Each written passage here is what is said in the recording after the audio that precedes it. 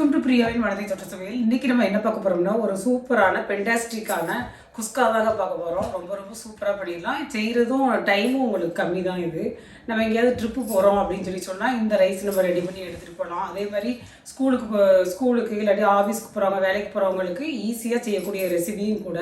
இப்போ இந்த குஸ்காவை எவ்வளோ டேஸ்ட்டாக ஹோட்டலில் கிடைக்கிற மாதிரியே ரொம்ப டேஸ்டியாக வீட்லேயே நம்ம எப்படி பண்ணலாம்னு சொல்லி பார்க்குறதுக்கு வாங்க வீடியோக்குள்ளே போகலாம். ஃபஸ்ட்டு ஸ்டவ் ஆன் பண்ணி குக்கரில் தான் நம்ம ரெடி பண்ண போகிறோம். ஒரு 2 டேபிள் ஸ்பூன் நெய் சேர்த்துக்கலாம். 2 டேபிள் ஸ்பூன் அதே மாதிரி ஆயில் சேர்த்துக்கலாம். 2 டேபிள் ஸ்பூன் ஆயில் சேர்த்துக்கிறேன் நான். இப்போ இது உங்களுக்கு நல்லா சூடாகி வரட்டும். 2 பிரியாணிகளை எடுத்து வச்சுருக்கிறேன், அதை இப்போ சேர்த்துடலாம். அதே மாதிரி 2 நட்சத்திர சோம்பு, 2 பட்டை, ஒரு மராத்தி மொக்கு, 2 ஏலக்காய், 2 கிராம்பு, இதெல்லாம் ஒரு நிமிஷத்துக்கு நல்லா சூடாகி வரட்டும். இப்போது ஒரு நிமிஷத்துக்கு நல்லா வதங்கி வந்துருச்சு. இந்த டைமில் 2 பெரிய வெங்காயம் நான் கட் பண்ணி வச்சுருக்கிறேன், அதை அப்படியே குக்கரில் அப்படியே சேர்த்துடலாம். சேர்த்து வெங்காயம் உங்களுக்கு நல்லா பொன்னிறமாக வதங்கி வரணும். அந்த அளவுக்கு நம்ம வதக்கி எடுத்துக்கலாம். வெங்காயம் நல்லா பொன்னிறமாக வதங்கி வரணும். அதை மட்டும் நீங்கள் பார்த்து வதக்கி எடுத்துக்கோங்க. எந்த பிரியாணியாக இருந்தாலும் குஸ்காவாக இருந்தாலும் உங்களுக்கு நல்லா வெங்காயம் வதங்கி வரணும். செய்கிற டைமும் கம்மி, எல்லாமே நம்ம கட் பண்ணி ரெடியாக எடுத்து வச்சுருந்தோம்னா இந்த மாதிரி குக்கர்கிட்ட போய் செய்யும்போது ரொம்ப ஈஸியாக இருக்கும். இதே மெத்தடில் நீங்கள் பாத்திரத்துலையும் செய்யலாம். குக்கரில் செஞ்சோம்னா கொஞ்சம் ஈஸியாக பண்ணிடலாம். அவ்வளோதான் வித்தியாசம். இதில் வெங்காயம் நல்லா வதங்கி வரட்டும். இப்போ நான் பாஸ்மதி ரைஸு 1 கப்பு எடுத்து ஒரு 3 தடவை நல்லா தண்ணியில் வாஷ் பண்ணிவிட்டு அரை மணி நேரத்துக்கு முன்னக்கூட்டியே ஊற வச்சு வச்சுருக்கிறேன். இந்த மாதிரி ஊற வச்சுட்டு பண்ணோம்னா ரைஸும் உங்களுக்கு குழையாமல் நல்லா உதிரியாக வரும். இந்த மாதிரி ஊற வச்சுக்கோங்க முதல்லையே. இப்போ இந்த கப்புக்கு தான், அதாவது இந்த உலக்குக்கு தான் நான் ரைஸ் எடுத்துருக்கிறேன். இதுக்கு 1 உலக்கு எடுத்துருக்கிறேன். அதுக்கு அதே மாதிரி தண்ணி எடுக்கிறது 1.5 கப்பு தண்ணி நம்ம எடுத்துக்கிடணும். இப்போ வெங்காயம் நல்லா பொன்னிறமாக வதங்கி வந்துருச்சு. இந்த டைமில் நான் ஒரு 3 பச்சை மிளகாய் கட் பண்ணி வச்சுருக்கிறேன், அதை இந்த டைமில் ஆட் பண்ணிடலாம். அதே மாதிரி 1 டேபிள் ஸ்பூன் இஞ்சி பூண்டு விழுது இடித்து வச்சுருக்கிறேன், அதையும் இந்த டைமில் நம்ம சேர்த்துடலாம். சேர்த்து ஒரு தடவை நல்லா வதக்கி விட்டுக்கோங்க. அதே மாதிரி 1 கப்பு ரைஸுக்கு நான் 2 தக்காளி பெரிய தக்காளியாக கட் பண்ணி வச்சுருக்கிறேன், குட்டி குட்டியாக. அந்த மாதிரி கட் பண்ணி எடுத்துக்கோங்க. இப்போ இது வதங்கிருச்சு. இந்த டைமில் நம்ம கட் பண்ணி வச்சுருக்கிற தக்காளியை அந்த டைமில் சேர்த்துடலாம். அதிகமாக தக்காளி போடாதீங்க, 2 தக்காளி போதும். மீடியம் சைஸாக இருந்தால் 2 தக்காளி போட்டால் போதும். இப்போ தக்காளியை நல்லா நல்லா கலந்து விட்டுக்கோங்க.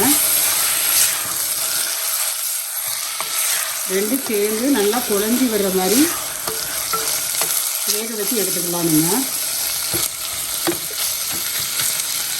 இப்போ தக்காளி வெங்காயம் போட்டதெல்லாம் நல்லா குழஞ்சி இந்த அளவுக்கு நல்லா வதங்கி வந்திருக்கணும். இந்த டைமில் மஞ்சத்தூள் 1 பிஞ்ச் சேர்த்தா போதும், ரொம்ப வேண்டாம். அதாவது 1/4 டீஸ்பூன் கூட நீங்கள் சேர்த்துக்கலாம். நான் கொஞ்சமாக தான் சேர்த்துக்கிறேன். நான் 1/2 டீஸ்பூன் கரம் மசாலா, 1 ஸ்பூன் மிளகாத்தூள் சேர்த்துருக்குறோம். நான் ஏற்கனவே பச்சை மிளகாய் 3 கீரி சேர்த்துக்கிறதுனால இந்த அளவுக்கு நான் 1 ஸ்பூன் சேர்த்துருக்கிறேன். காரம் நீங்கள் பார்த்துக்கிட்டு சேர்த்துக்கோங்க.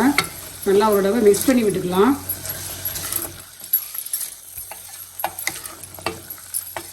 இது உங்களுக்கு பச்சை வாசனை எல்லாம் போகணும். மிளகாத்தூள், கரம் மசாலா இதெல்லாம் சேர்த்துருக்கிற மசாலாவுடைய பச்சை வாசனை நமக்கு போகணும். இந்த டைமில் நான் 1 கையளவு புதினா எடுத்து வச்சுருக்கிறது, கட் பண்ணி வச்சுருக்கிறேன் குட்டி குட்டியாக, அதை இந்த டைமில் சேர்த்துக்கலாம்.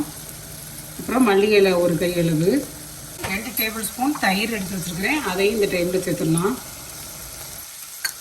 சேர்த்துட்டு நல்லா கலந்து விட்டுக்கலாம். நல்லா இது ஒரு 2 நிமிஷத்துக்கு வதங்கி வரட்டும். இப்போ நல்லா வதங்கி வந்துருச்சு, பச்சை ஸ்மெல்லாம் போயிருச்சு. 1.5 கப்பு, அதாவது 1 கப்பு ரைஸ் எடுத்துருக்கிறேன், அதுக்கு 1.5 கப்பு தண்ணி அளந்து வச்சுருக்கிறேன். இப்போ நம்ம அதை ஆட் பண்ணிடலாம். சேர்த்துட்டு நம்ம உப்பு அதுக்கு தேவையான அளவு சேர்த்துடலாம்.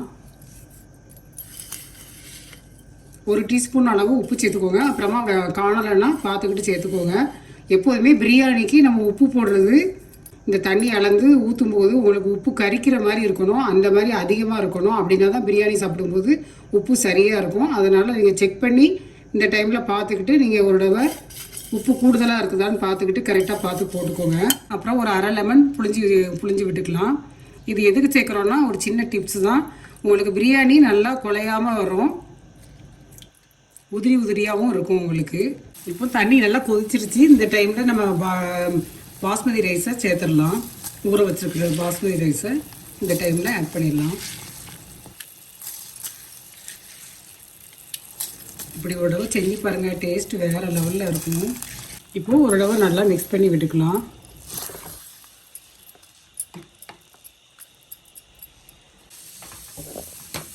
குக்கரை மூடி ஒரு 2 விசில் வச்சு இறக்கிடலாம். ஸ்டவ்வை மீடியம் ஃப்ளேமில் வச்சுக்கோங்க. இப்போது 2வது விசில் வந்துக்கிட்டு இருக்குது. 2 விசில் வச்சா போதும். மீடியம் ஃப்ளேமில் வச்சு நீங்கள் 2 விசில் வச்சு ஆஃப் பண்ணிட்டீங்கன்னா, நான் இப்படி தான் வைப்பேன், நான் எப்படி வைப்பேனோ அந்த மெத்தடில் வச்சுருக்கிறேன். அப்புறமா ஒரு 10 நிமிஷம் கழித்து நம்ம குக்கர் திறந்தோம்னா சூப்பரான குஸ்கா ரெடி. இப்போ 2வது விசில் வரப்போகுது. ஸ்டவ்வை ஆஃப் பண்ணிடலாம். இப்போ ஸ்டீம் போயிடுச்சு. இப்போ குக்கரை ஓப்பன் பண்ணி பார்க்கலாம். வாவ், பார்க்குறதுக்கே சூப்பராக இருக்குது. அப்படியே ரைஸும் பார்த்தீங்கன்னா நல்லா உடையாமல் வந்திருக்கு. அப்படியே அழகாக லைட்டாக மிக்ஸ் பண்ணி விட்டுக்கோங்க.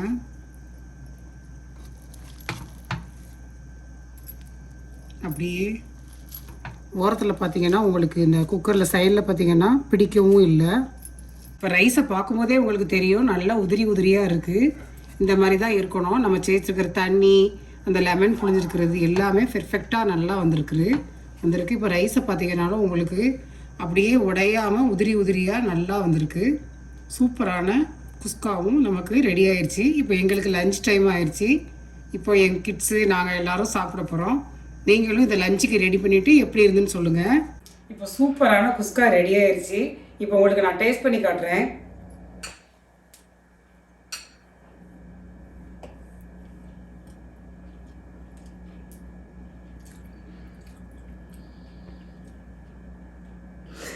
செம்ம டேஸ்ட்டாக சூப்பராக இருக்குது. ஏன்னா இது நல்லா என்னுடைய கிட்ஸ் கொஞ்சம் காரம்லாம் சாப்பிடுவாங்க. என்னுடைய பொண்ணு தான் காரம் சாப்பிட மாட்டா. என் பையன் கொஞ்சம் ஸ்பைஸியாக கேட்டால் அதனால் கொஞ்சம் காரமாகவே இருக்குது. எனக்கு அது காரம் பிடிக்கும். என்னுடைய ஹஸ்பண்டும் நல்லா காரம் சாப்பிட்றதுனால நாங்கள் நல்லா காரசாரமாக பண்ணியிருக்கிறோம். யாருக்கெல்லாம் காரசாரமாக சாப்பிடணுமோ இந்த மாதிரி நான் செய்கிற மெத்தடில் செஞ்சு பாருங்கள். செம்ம டேஸ்ட்டாக இருக்குது. உப்பு எல்லாமே கரெக்டாக இருக்குது. அதாவது நான் தயிர் பச்சடி போட்டிருக்கேன். இந்த குஸ்கா கூட தயிர் பச்சடி, அதாவது நாங்கள் வெஜ்ஜி சாட்டர்டே இது ரெடி பண்ணியிருக்கேன் இந்த வீடியோ. அதனால் நான் வெஜ்ஜி தான் ரெடி பண்ணுவேன் அந்த டைமில். அதனால் தயிர் பச்சடி பண்ணியிருக்கேன். இல்லைனா நீங்கள் எக்கு இல்லாட்டி மஷ்ரூம் ஃப்ரை பண்ணி சாப்பிட்லாம். அந்த மாதிரி செஞ்சு சாப்பிட்டீங்கன்னா, இல்லாட்டி சிக்கன் மட்டன் குழம்பு அந்த மாதிரி ஏதாவது வச்சு தொட்டுக்கிட்டு சாப்பிட்டீங்கன்னா சும்மா செம்ம டேஸ்ட்டாக இருக்கும். கண்டிப்பாக ட்ரை பண்ணி பாருங்கள். இந்த வீடியோ உங்களுக்கு பிடிச்சிருந்தா மறக்காமல் சேனலுக்கு சப்ஸ்கிரைப் பண்ணுங்கள். நன்றி. உங்கள் இல்லங்களில் சமையல் மனம் மலரட்டும்.